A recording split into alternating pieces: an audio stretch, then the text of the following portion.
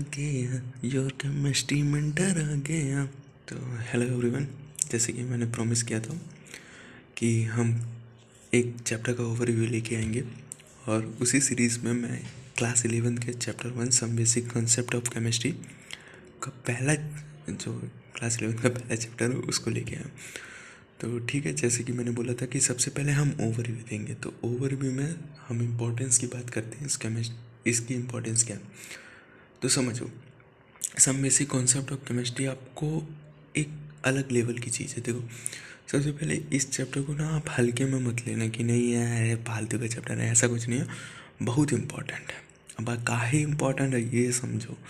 इसलिए इम्पॉर्टेंट है क्योंकि इस चैप्टर का जो एप्लीकेशन पार्ट आता है ना, वो आपके chapter 5 state of matter, chapter 6 thermodynamics, chapter 7 equilibrium, और यहाँ तक पीछा नहीं छोड़ता आपका। क्लास 11 में तो पीछे पड़ा ही है, प्लस क्लास 12 में भी पीछे पड़ेगा। कहाँ पे पड़ेगा? सोल्यूशन पे, इलेक्ट्रोकेमिस्ट्री में, केमिकल काइनेमेटिक्स में, वहाँ तक आपका पीछा नहीं छोड़ता भैया। तो ये आपका क्या कहते हैं ना, फिजिकल केमिस्ट्री का बेस है। और याद रखना, जिसका बेस जितना मजबूत होता है ना, वो उसकी बिल्डिंग उतनी अच्छी होती है। तो याद रखना, बेस बहुत मजबूत करना है। तो इसीलिए इस चैप्टर का इम्पोर्टेंस बहुत ज़्यादा है। कितना ज़्यादा है तो इस बात से अनुभव लगा लो कि आपके 2 साल की पढ़ाई में ये सबसे पहला चैप्टर है केमिस्ट्री का। तो भैया इम्पोर्टेंट तो बहुत होगा, मानो ना मानो, बहुत इम्पोर्टेंट चैप्टर है, ठीक है ना। तो अपने आप में तो ये 6 से 7 चैप्टर को कवर अप करता है, तो मतलब इम्पोर्टेंस है। और आप देखोगे ना तो क्वांटिटेटिव एनालिसिस में जो आपका ऑर्गेनिक का पार्ट है वहाँ तक भी घुस आता है। ससुरा बहुत कमीना है, तो इसीलिए पढ़ना मन लगा के, ठीक है ना। तो अब समझो टॉपिक्स क्या है इसमें। तो टॉपिक्स क्या है भैया, इसमें इंट्रोडक्शन है। सबसे पहले आप चाहोगे ना तो आपको इंट्रोडक्शन मिलेगा केमिस्ट्री का। इंट्रोडक्शन में क्या होगा सर?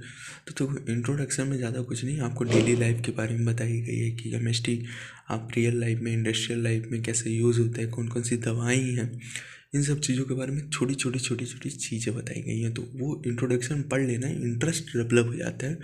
थोड़ा आपको लगता है कि हाँ इसका रियल लाइफ में यूज़ है।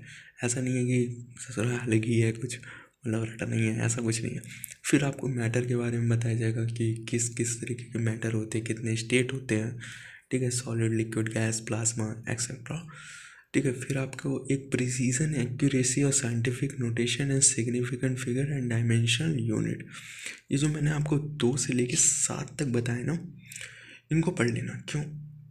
देखो, सबसे पहले प्रिसीजन, एक्यूरेसी, और ये 2 से लेके 7 तक के जो भी टॉपिक्स हैं ना, आप फिजिक्स में भी पढ़ते हो चैप्टर 2 में।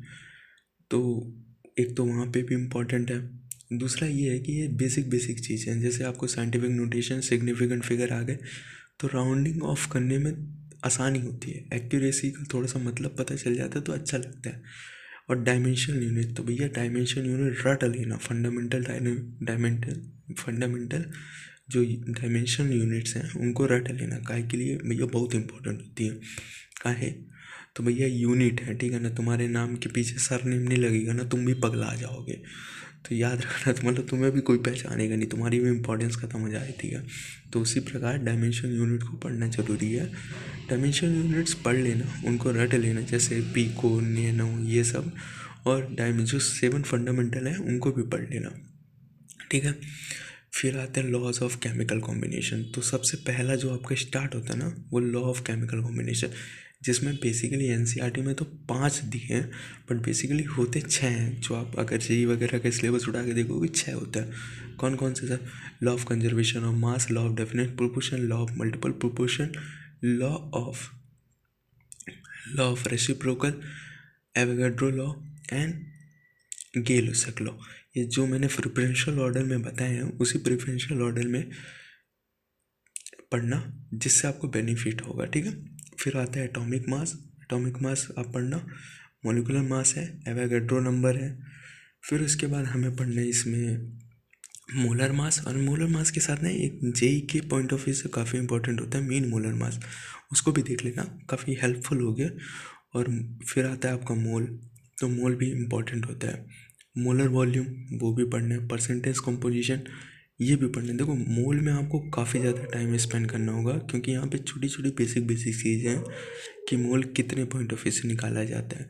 तो बेसिकली जो आप मोल के फार्मूले देखोगे तो आपको एक ही फार्मूला मिलेगा कि एक फार्मूला दे देंगे, बट बेसिकली इसके 3 फार्मूले होते हैं, तो वो 3 के तीनों फार्मूले आपको रटे हुए होने चाहिए, काफ़ी ज़्यादा यूज़फुल होता है। ठीक है, फिर आता है percentage composition, empirical molecular formula. फिर ना ये रिलेशन आ जाता है कि एम्पेरिकल फार्मूला और मोलिकुलर फार्मूला में रिलेशन क्या है, और लिमिटिंग रीजन। तो भैया ये लिमिटिंग रीजन ना बहुत इंपॉर्टेंट है। काहे वैसा कहा है सर इसमें? देखो ये आपके ऑर्गेनिक में जब जाओगे ना तो क्वांटिटेटिव एनालिसिस करोगे ना, वहाँ पे पीछा नहीं छोड़ता ये। तो सच में बहुत कुत्ती चीज़ है, तो मतलब इसको पढ़ना ही है, और इम्पॉर्टेंट भी है भाई। सवाल बहुत आते हैं, इनसे पूछे ही जाते हैं, लिमिटिंग रिलेशन में तो काफ़ी पूछते हैं। एक होता है मास परसेंटेज को आप वेट बाय वेट परसेंटेज भी कहते हो, और वॉल्यूम परसेंटेज। एक होता है वॉल्यूम बाय वेट परसेंटेज, ठीक है, और एक होता है वेट बाय वॉल्यूम परसेंटेज, तो उसको भी पढ़ना है। पीपीएम पीबीवी क्या होता है, इस ससुरा का है। तो देखो पीपीएम और पीबीवी का मतलब होता है पार्ट्स पर मिलियन, और पीबीवी का मतलब होता है पार्ट्स पर बिलियन। ठीक है, ये क्या होता है ना, स्मॉल क्वांटिटेटिव, जहाँ पे बहुत बड़े बड़े पैमाने पे छोटी छोटी चीज़ों को देखना पड़ता है, जैसे कि आपके तो डेंजरस हो जाते हैं, जैसे कि आपका लेड वगैरह हो गया, आयरन वगैरह हो गया, पानी में कितना होना चाहिए उसकी मात्रा को डिटेक्ट करने के लिए ये सब होता है। ठीक है। एक होते हैं, देखो ये ना एक्स्ट्रा टॉपिक्स हैं जो इस चैप्टर में पढ़ा दिए जाते हैं। जब आप किसी भी कंपटीशन की तैयारी कर रहे होते हो तो ये वॉल्यूम स्ट्रेंथ ऑफ H2O2 को पढ़ा दिया जाता है, जबकि ये चैप्टर 9 जब आप हाइड्रोजन पढ़ते हो ना क्लास 11 का, वहाँ पे आ जाता है। फिर भी कहीं कहीं पे पढ़ाए जाते हैं, तो आप इसको यहाँ पे पढ़ लोगे तो कोई दिक्कत नहीं होगी, समझ में पूरा आएगा। बट ये यहाँ का टॉपिक नहीं है, इस बात का ध्यान रखना। फिर आता है इसके बाद मोलारिटी। देखो भैया ये मोलालिटी ये दोनों ना इस चैप्टर के क्या कहते हैं ना, बहुत एप्लीकेशन है। मतलब इन दोनों से ही आपके सवाल आएंगे, और ये दोनों जो टॉपिक है ना आपको as it is solution chapter में, इलेक्ट्रोकेमिस्ट्री में और केमिकल काइनेमेटिक्स में तो वैसे कम ही देखने को मिलता है, बट मिलता है ज़रूर है। समझो जो ये मोलारिटी है ना, अब बोलोगे सर ये क्या है, एरो ये का लगा के रखे सर, तीर मार रहे हो का, मार डालोगे ना इसको, ऐसा नहीं है, समझो। देखो ये जो मोलारिटी है ना, मोलारिटी डाइल्यूशन में भी आते हैं, molarity dilution, molarity of mixtures, molarity का रिलेशन किसके साथ, किसका संबंध है सर उसके साथ है, बहुत अफेयर लगता लग रहा है। नहीं देखो मोलारिटी का संबंध होता है मोलालिटी से या नॉर्मलिटी से, ठीक है, तो इनका आपस में रिलेशन होता है। तो उस रिलेशन की बात कर रहा हूँ मैं, ठीक है ना। अफेयर वाली रिलेशन की बातें मत सोचा करो, तुम लोग पगला ही जाते हो। ठीक है, अब समझो मोलालिटी क्या होती है। देखो मोलालिटी क्या होती है, मोलालिटी भी डाइल्यूशन, उसमें भी मोलालिटी ऑफ मिक्सचर, मोलालिटी का रिलेशन इन तीनों के साथ आपस में। फिर आता है नॉर्मलिटी। अब समझो बहुत से टीचर जो होते हैं वो नॉर्मलिटी को चैप्टर 8 पे पढ़ाते हैं, जहाँ आपका रिडॉक्स रिएक्शन आता है। सर वहाँ पे पढ़ाने का क्या मतलब होगा? देखो वहाँ पे पढ़ाने का सबसे मतलब ज़्यादा ये होता है, क्योंकि जब आप रिडॉक्स रिएक्शन करते हो ना, तो नॉर्मलिटी का सबसे ज़्यादा यूज़ ऑक्सीडेशन और रिडक्शन में होता है। तो जब हम ऑक्सीडेशन और रिडक्शन में बात करोगे तो वहाँ पे जो सॉल्ट ब्रिज होता है, वहाँ पे जब आप रिएक्शन को बैलेंस करते हो, सेल इलेक्ट्रोकेमिकल सेल पे भी जाते हो। जब आप इवन 12th में भी जब आप इलेक्ट्रोकेमिकल सेल पढ़ते हो ना, इलेक्ट्रोकेमिस्ट्री, तो वहाँ पे भी नॉर्मलिटी का बहुत भयंकर यूज़ होता है, तो वहाँ पे भी पढ़ाया जाता है। और बेसिकली इसको ना चैप्टर 8 से ही स्टार्ट किया जाता है। जो हाई डिमांडिंग कोचिंग होती है या हाई रिस्पेक्टिव इंस्टीट्यूट्स होते हैं, वहाँ पे नॉर्मलिटी आप देखोगे तो चैप्टर 8 ही में पढ़ाया जाता है।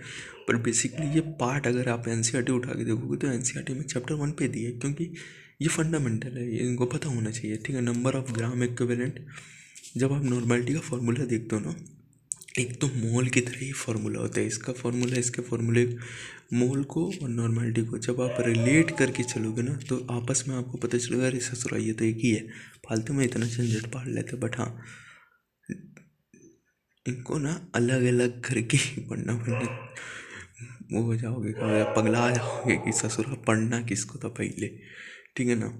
हाँ, तो आप समझो नंबर ऑफ ग्राम इक्विवेलेंट, ठीक है ना, ये कहाँ आता है, ये नॉर्मलिटी का ही पार्ट है कि number of gram equivalent divided by equivalent weight. ठीक है ना, नंबर ऑफ ग्राम इक्विवेलेंट फिर इक्विवेलेंट वेट, फिर मोल फ्रैक्शन कहाँ आएगा, मोल फ्रैक्शन इसी के फॉर्मूले में आ जाता है कि इक्विवेलेंट वेट क्या होता है, इक्विवेलेंट वेट यही होगा आपका molar mass divided by acidity basicity, ठीक है ना, और या फिर कैटायन का पॉजिटिव आयन का नेगेटिव चार्ज बेसिकली, ठीक है। फिर आपका आता है परसेंटेज प्योरिटी। अब समझो कुछ चीज़ें, percentage purity, percentage of free SO3, ये दोनों ना आपके यहाँ के चैप्टर के नहीं है, ये क्वांटिटेटिव एनालिसिस के हैं। फिर भी आप यहाँ पे पढ़ना चाहो तो पढ़ सकते हो। रिलेटिव डेंसिटी, रिलेटिव डेंसिटी आपका चैप्टर 5 में आता है स्टेट ऑफ मैटर में, पर यहाँ पे पढ़ना चाहते हो यहाँ पे भी पढ़ सकते हो। स्पेसिफिक ग्रेविटी क्या होती है? कुछ नहीं, रिलेटिव डेंसिटी का ही पार्ट होता है। एक होता है फॉर्मेलिटी। देखो ये ना JEE एडवांस